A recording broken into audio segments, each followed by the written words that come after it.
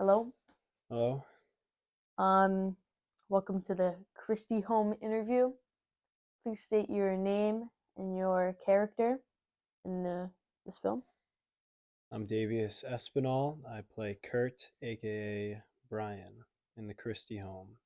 I'm Michael Jacoby, and I play Mel in the Christie home. As for many projects, I've been the cameraman for it. As of this one, I'm also been a cameraman. I've actually been a light, a key light, and I've been a key grip in it too for a little bit. So I've had a few different roles in this film. So Can you see it? No, that's my apologies.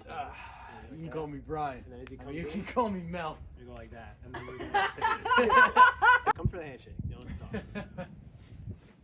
And I see, he's coming. Hang on. No. Stay there. No, just. Ready? Magnum.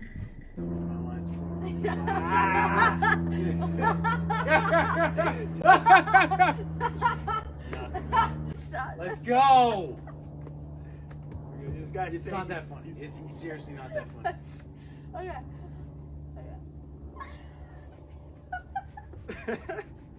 I'm gonna chop this axe in your forehead. Let's go. Now, since you are the writer, director, and an actor in this film, Right. please describe for me your balance between all three. Balancing the three wasn't too hard because, as the writer, I imagine how I want Kurt to act.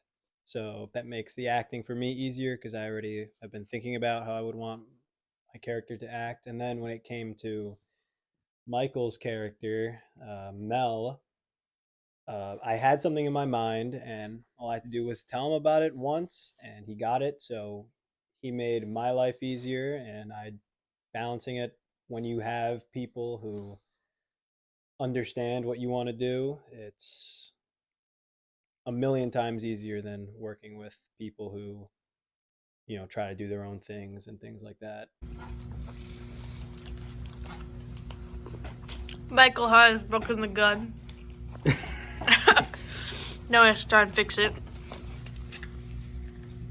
Davius is the gun expert on set. Very disappointed in Michael's work.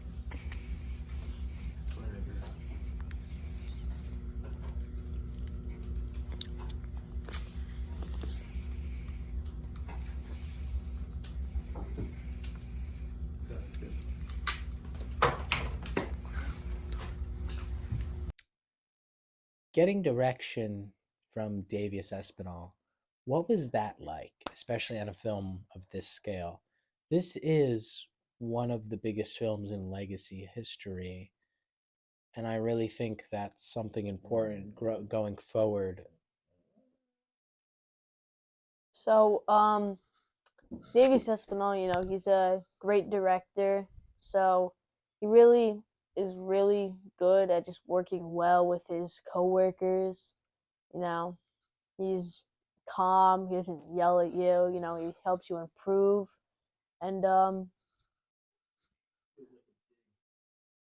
yeah, he just makes everyone feel really good on set whenever he enters a room. So, he's just a great guy, great director, great. writer, actor too. Phenomenal. Are you on, Just put it on my please? hand, cause Joe, look, my hand's gonna shoot up like it's been buried, and I don't want to see the dirt and leaves fly. Oh, you want dirt on your hand too? Well, What did you say?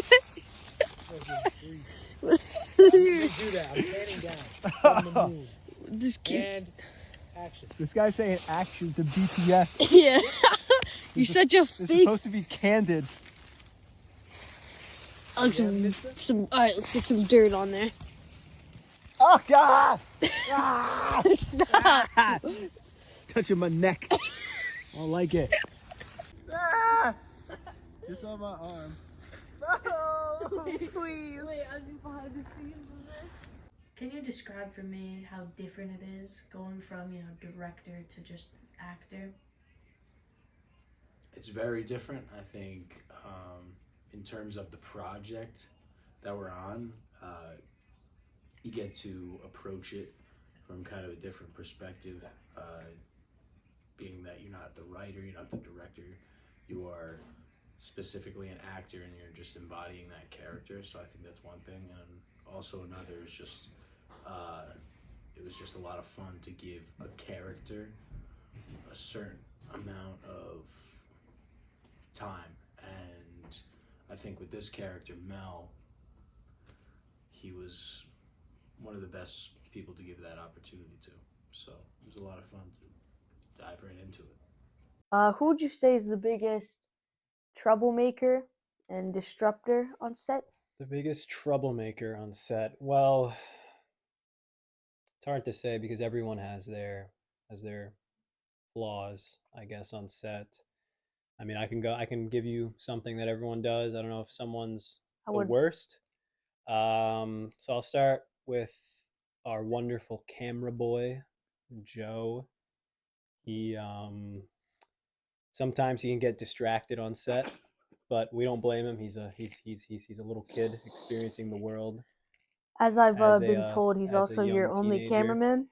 Most of the time, yeah. So we pay him in high fives and good jobs. Brendan, who isn't there for every project, but he's missed when he isn't, and when he is there, he makes a difference. His biggest vice is that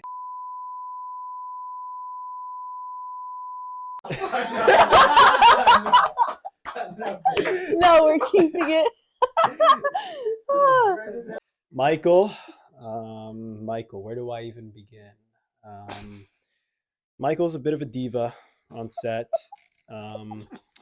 Sometimes he can kind of get into what he calls a zone, and he'll just block everyone out, and he'll just become the character. He very much is into method acting. He'll just wear the clothes for days straight. He won't shower if his character's dirty, which can, be tough for us on set when we're trying to film, and he just reeks. He I mean, like, I could tell him, I'll say, hey Mike, just something about this character. Like a good example, I guess, is for House of Always, which was one of our earlier projects. For the scene where Alex is in the basement, we were like, he was the one who wrote that, and he's like, all right, so this is in the basement, and they've captured me. And Brendan and I were like, oh, cool, okay, great. So we'll shoot it, I guess, here. And he's like, oh, by the way, I got to be naked for this. And we were like, you do, Michael? And he said, yep, I'm going to be naked. You're going to put some blood on me. I'm ready. And I was like, cool, but we're not ready. And he just stripped in front of all of us down to his underwear, and he just put a bag on his head, and he said, all right, let's go.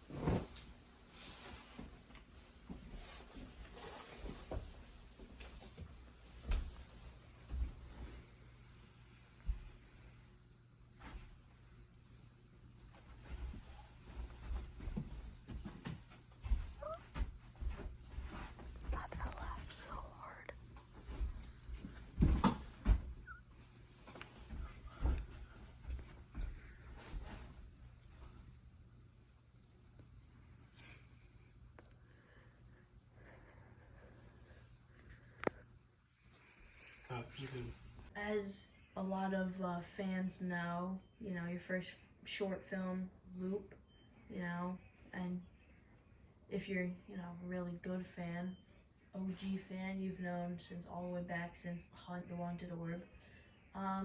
Do you think there would be any chance of you bringing back one of those films for a sequel or a remake? Yeah, I think there's always story to tell, especially with the stories that I know we're making here at Legacy Studios.